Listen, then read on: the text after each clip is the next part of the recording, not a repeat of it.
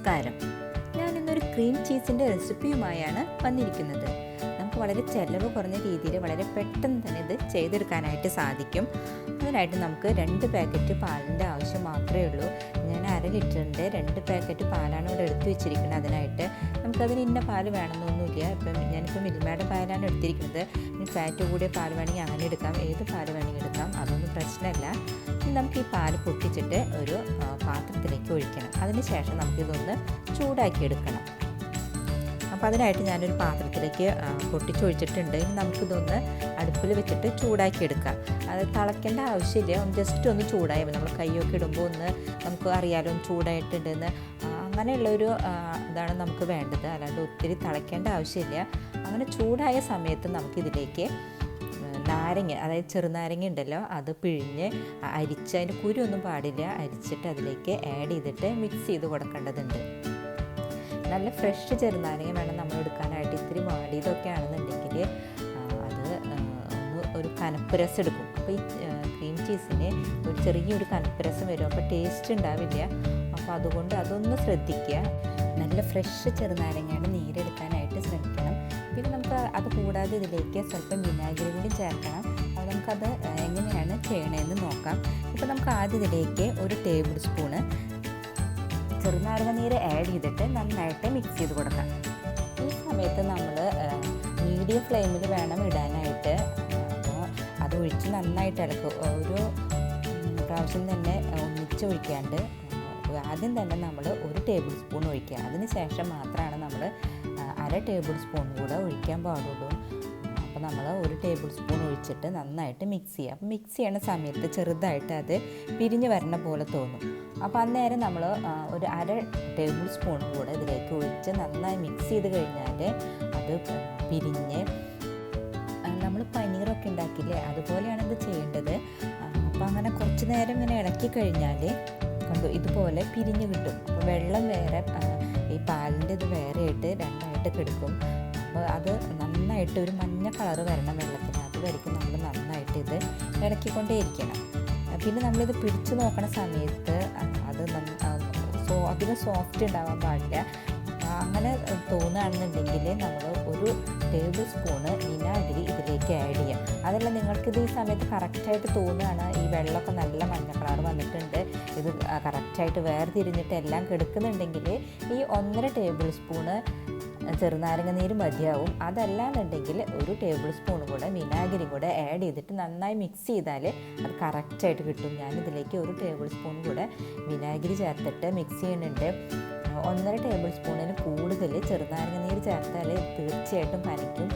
അതുകൊണ്ടാണ് ഞാൻ 1.5 table spoon ചെറുനാരങ്ങ നീര് ചേർത്തതിന് ശേഷം 1 ടേബിൾ സ്പൂണ് വിനാഗിരി ചേർക്കണത്.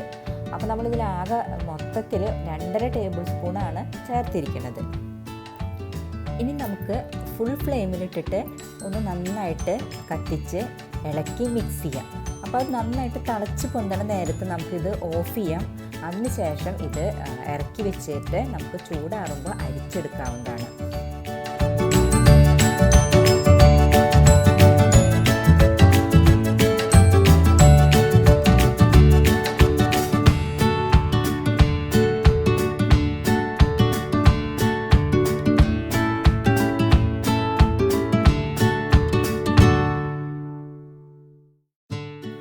ചൂടാറി കഴിഞ്ഞപ്പോൾ കണ്ടില്ലേ വെള്ളമൊക്കെ നല്ല മഞ്ഞ കളറിലായിരിക്കുന്നത്.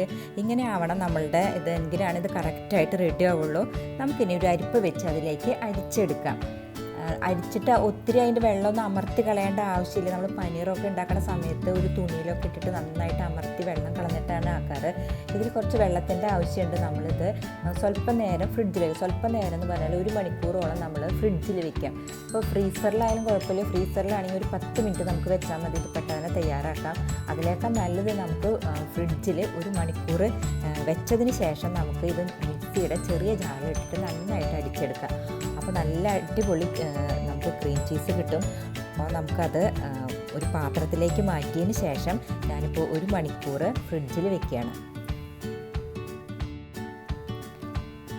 1 മണിക്കൂറിന് ശേഷം ഞാനിത് ഫ്രിഡ്ജിൽ നിന്ന് എടുത്തതാണ്. ഇനി നമുക്കിത് ചെറിയ ജാറിലിട്ട് നന്നായിട്ട് അടിച്ചെടുക്കണം. ഇത് അടിച്ചെടുക്കുന്ന നേരത്ത് നമുക്ക് സ്വല്പം വെള്ളം കുറവ് തോന്നുകയാണെങ്കിൽ നമ്മൾ അവിടെ വെള്ളം മാറ്റി വെച്ചിട്ടുണ്ടല്ലോ, അതിൽ നിന്ന് 1-2 സ്പൂൺ ഇതിലേക്ക് ആഡ് ചെയ്തിട്ട് നന്നായിട്ട് അടിച്ചു കൊടുക്കാം. അതിപ്പോൾ വെള്ളം ആവശ്യമുണ്ടോ എന്നുള്ളത് അറിയണമെങ്കിൽ നന്നായിട്ട് അടിച്ചു കൊടുക്കുന്ന സമയത്താണ് നമുക്കറിയാം. അപ്പോൾ ഞാനതൊന്ന് ജസ്റ്റ് കാണിച്ചു തരാം, നിങ്ങൾക്കത് മനസ്സിലാവും. അത് അരയ്ക്കുന്ന സമയത്ത് നമുക്ക് വെള്ളം കുറവുണ്ടെങ്കിൽ കറക്റ്റായിട്ട് അരയ്ക്കാൻ പറ്റില്ല. അപ്പോൾ നമുക്കതിലേക്ക് കുറച്ചും കൂടെ ആഡ് ചെയ്തിട്ട് നന്നായിട്ട് അരയ്ക്കാവുന്നതാണ്. നമുക്കപ്പോൾ ഇതൊന്ന് അരച്ച് നോക്കാം. കണ്ടല്ലോ, ഞാനിത് അരച്ച് വെച്ചതാണ്. അപ്പോൾ ഇത് നമുക്കിത് കാണുമ്പോൾ തന്നെ അറിയാം, അത്ര അറിയാൻ പറ്റുന്നില്ല. വെള്ളത്തിൻ്റെ യാതൊരു ഇതുമില്ല, നന്നായിട്ട് യാതൊരു മയമില്ലാതെ പിരുപിരാന്നിനാണ് ഇരിക്കുന്നത്. അപ്പോൾ ഞാൻ അതിലേക്ക് നേരത്തെ മാറ്റി വെച്ചിരിക്കുന്ന വെള്ളത്തിൽ നിന്ന് വെള്ളം ആവശ്യാനുസരണം ആഡ് ചെയ്തിട്ട് ഒന്നും കൂടെ അരച്ചെടുക്കുകയാണ്. നമ്മളിപ്പോൾ ഇത് അരച്ച് കറക്റ്റായിട്ടുണ്ട്. ഇങ്ങനെയായിരിക്കണം നമ്മൾ അരച്ചെടുക്കേണ്ടത്. ഇപ്പോൾ കൊണ്ട് വെള്ളമൊക്കെ കറക്റ്റാണ്. ഞാനിപ്പോൾ ഇതിലേക്ക് 1 ടേബിൾ സ്പൂൺ വെള്ളമാണ് ആഡ് ചെയ്തത്. ഇപ്പോൾ നല്ല തിക്കായിട്ട് നല്ല കറക്റ്റായിട്ട് വന്നിട്ടുണ്ട്. ഇനി നമുക്ക് അടുത്തതും ഇതുപോലെ തന്നെ അരച്ച് കറക്റ്റാക്കി എടുക്കാം. അതിനുശേഷം നമുക്കിത് ഒരു ബൗളിലേക്ക് മാറ്റാം. അങ്ങനെ നമ്മൾ വളരെ എളുപ്പത്തിൽ തന്നെ ഇവിടെ ക്രീം ചീസ് തയ്യാറാക്കി എടുത്തു. നമ്മൾ ക്രീം ചീസ് കടയിൽ നിന്ന് മേടിക്കുമ്പോൾ ഒത്തിരി വില കൊടുക്കേണ്ടി വരും. ഇത് നമുക്ക് 2 പാക്കറ്റ് പാലിന് ഇത്രയും കിട്ടി.